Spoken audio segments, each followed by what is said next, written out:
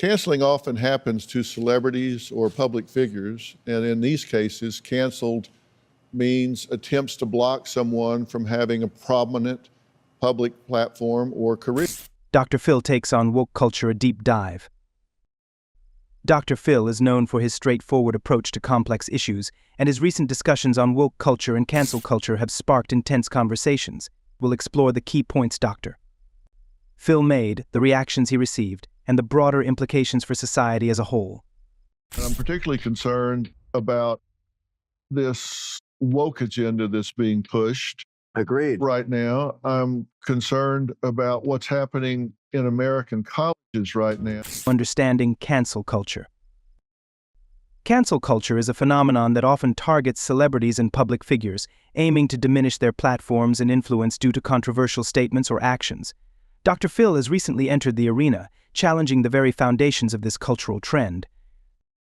He emphasizes that it's not just public figures who are affected. The fear of cancellation has permeated everyday life. Many individuals feel they must tread carefully, worried that a single misstep could lead to severe repercussions, whether personal or professional. Dr. Phil's bold stance on gender pronouns. One of the most heated discussions occurred when Dr. Phil addressed the topic of teaching gender pronouns in schools.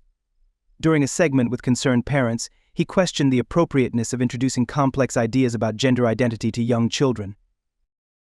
Parents expressed their belief that kindergartners should focus on fundamental skills like learning the alphabet, rather than delving into intricate gender concepts. Dr. Phil posed a critical question to a teacher present who say that 12 is the right age to teach kids about gender. Why not wait until they've got a basic understanding of biology first? This question ignited a spirited debate, showcasing the divide in opinions on how to approach such sensitive topics in education. The debate intensifies.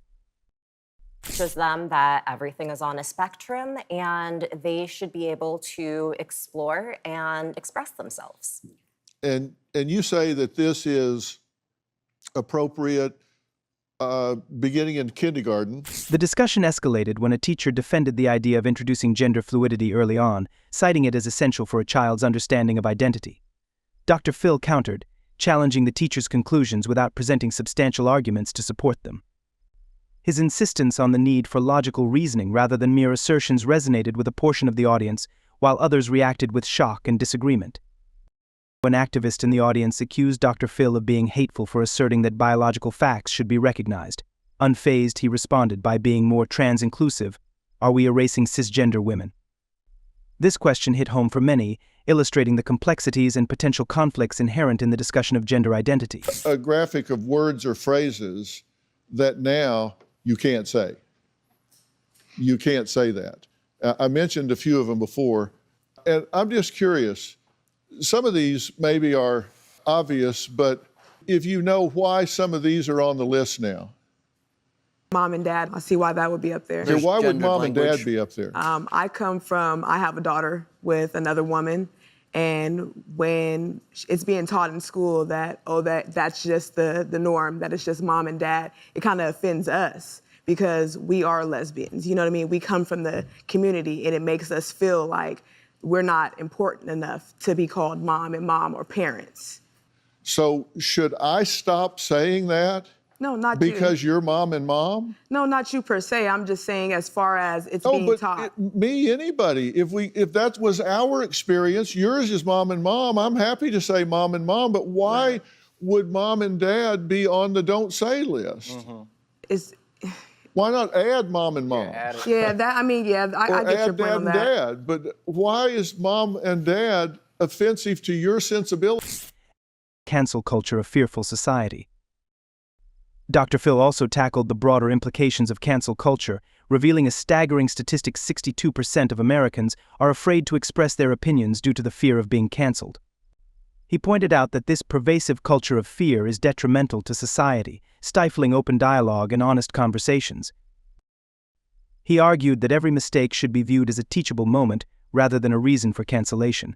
His perspective is that people should be allowed to learn and grow from their errors instead of facing immediate repercussions that could ruin their careers and reputations. Confronting Hollywood's woke agenda.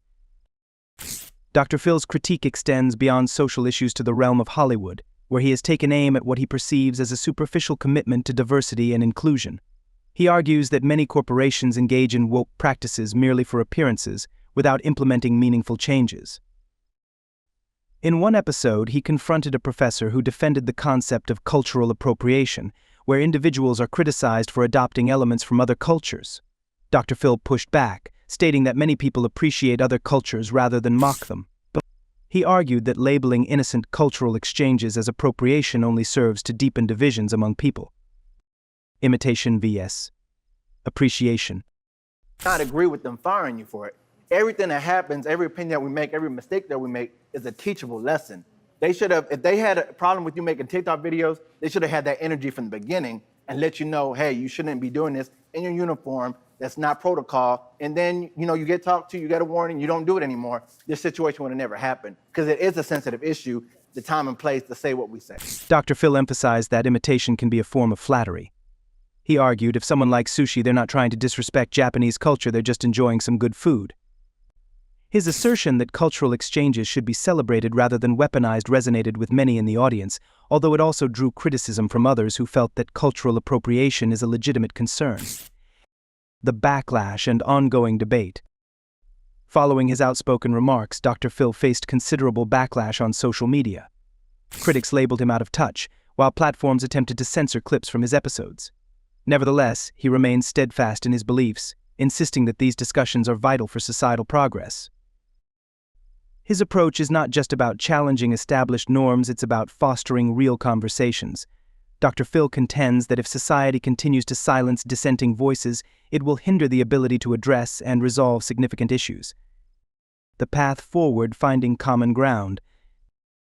Dr. Phil advocates for open dialogue, urging people to engage in conversations about what they agree on rather than focusing solely on their differences. He believes that finding common ground is crucial for moving forward as a society.